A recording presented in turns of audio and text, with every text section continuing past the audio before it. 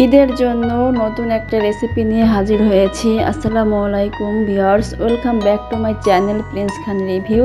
আশা করি সবাই ভালো আছেন। তো আজকে আপনাদের সামনে খুবই সুন্দর একটা রেসিপি নিয়ে এসেছি, কারণ সামনে ঈদ আসছে, আর ঈদের জন্য যদি কোনো রেসিপি না থাকে তাহলে কি আসলে ঈদ ঈদ মনেই হবে না।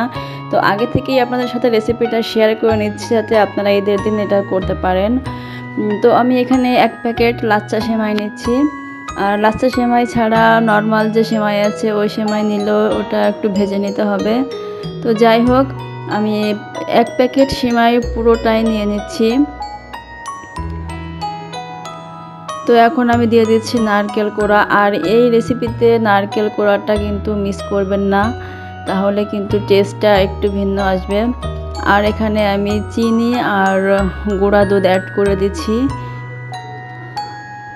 নারকেলটা দিলে হয় অনেক টেস্টি হয়, অনেক মজার হয়, একেবারে কামড়ে কামড়ে জন্য খুব দারুণ একটা ফ্লেভার আসে। আর দিয়ে দিচ্ছি লবণ, সামান্য পরিমাণ বেকিং পাউডার, এটা আপনারা চাইলে স্কিপ করতে পারেন। আর হচ্ছে 2টা ডিম ভেঙে দিচ্ছি। তো একটা লাচ্চা সেমাইয়ের জন্য 2টা ডিম একেবারে পারফেক্ট, কোনো বেশি কম হবে না। তো আমি সবগুলো উপকরণ একসাথে এখন হাত দিয়ে খুব ভালো করে মেখে নিতে হবে। তো দেখুন আমি মেখে নিচ্ছি কিভাবে। তো দেখুন মাখা হয়ে গেছে, একেবারে হাতের মুঠোয় চলে আসতেছে। তো আমি জাস্ট হাতটা ক্লিন করে হাতে একটু তেল মেখে আমি এখন একটা মিষ্টির শেপ দিয়ে বানাচ্ছি আমি। তো দেখুন খুব সহজেই কিন্তু বানানো যাচ্ছে, একেবারে গোল রাউন্ড চলে আসছে। তো এভাবে করে আমি সবগুলোই বানিয়ে নিয়েছি, প্রায় 10-15টার মতো হয়েছে। আপনারা চাইলে যে কোনো ধরনের শেপ দিতে পারেন। তো বানানো হয়ে গেছে, এখন হচ্ছে আমি মিষ্টিগুলো ভেজে নিব। আসলে এটা হচ্ছে সেমাইয়ের মিষ্টি বলতে পারেন, রসমালাই বলতে পারেন, বা সেমাইয়ের রসগোল্লা, যেটাই যেভাবে বলেন না কেন। তো আমি আগে থেকেই চুলায় তেল দিয়ে দিয়েছি প্যানে করে, হালকা গরম হলেই আমি সবগুলো মিষ্টি দিয়ে দিলাম। তো এইভাবে আমি একটু ঝাঁকিয়ে নিয়েছি। আর এই যেহেতু সেমাই দিয়ে বানানো, এখানে ভাঙারও তেমন একটা ভয় নাই। তো এভাবে কিন্তু অনবরত নাড়তে হবে, না হলে কিন্তু পুড়ে যাবে, এক সাইড হবে আর এক সাইড হবে না। তো এভাবে করে আমি 2-3 বার এভাবে আমি নেড়ে দিচ্ছি। আর সত্যি এত মজার হয় এই সেমাই দিয়ে বানানো নাস্তাটা, ছোট বড় যেই খাক না কেন খুবই এনজয় করবে। আর একবার বানালে তো বাসায় বারবার আপনাকে বানাতেই হবে, সবারই আবদার থাকবে এইভাবেই খাওয়ার জন্য। তো দেখুন আমি গোল্ডেন ব্রাউন করে কিন্তু ভেজে নিয়েছি। আপনারা চাইলে আরও একটু কম ভাজতে পারেন, তবে এইভাবে কালারটা খুবই সুন্দর আসে।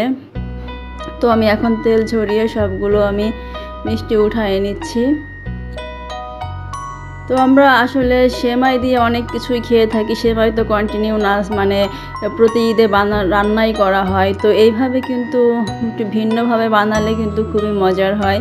তো এই হচ্ছে আমার প্রথম স্টেপ। এভাবে আপনি শুধু এভাবে খেতে পারেন, এটাও রাখতে পারেন এভাবে। তো আমি হচ্ছে একটু অন্যভাবে রান্না করব আজকে এটা। আমার দ্বিতীয় স্টেপ হচ্ছে আমি 1 লিটার পরিমাণ দুধ নিয়েছি, আর হচ্ছে 2 চামচ গুঁড়া দুধ দিয়ে দিচ্ছি যাতে একটু ঘনত্বটা ভালো হয়। তো দিয়ে আমি খুব ভালো করে মিক্সড করে নিয়েছি।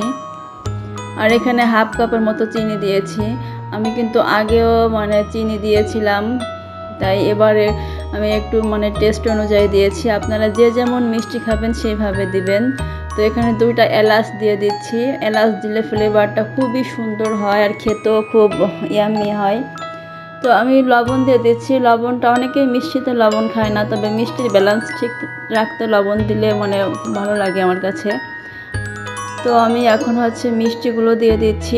আর আমি এর মাঝে কিন্তু কাজু বাদাম দিয়ে দিয়েছিলাম কেটে। আপনারা চাইলে পেস্তা বাদাম, কাজু বাদাম, কাঠবাদাম সবই দিতে পারেন, এটা দিলে খুব টেস্ট হবে। তো দেওয়ার পরে দেখুন আমি কিন্তু ঢাকনা এভাবে উঁচু করে দিচ্ছি, কারণ বারবার বলক এসে কিন্তু পড়ে যায়। এখন ঢাকনাটা একটু উঁচু করে দিয়েছি। তো 10 মিনিট রান্না করলেই কিন্তু হয়ে যাবে, খুব বেশি সময় ধরে রান্না করা লাগবে না। তো হয়ে গেছে, আমি এখন এইভাবে রেখে দিব। আর ঠান্ডা হলেই পরিবেশন করে আপনাদের দেখাবো। আমার ভিডিওটি কেমন হয়েছে আপনারা অবশ্যই কমেন্টে জানাবেন। আর আপনারাও ঈদের দিন বা ঈদের আগের দিন এটা বানিয়ে রাখতে পারেন। ঠান্ডা ঠান্ডা সার্ভ করতে খুবই খেতে খুবই মজার লাগে। তো এই ছিল আমার আজকের ভিডিও। সবাই ভালো থাকবেন। আল্লাহ হাফেজ।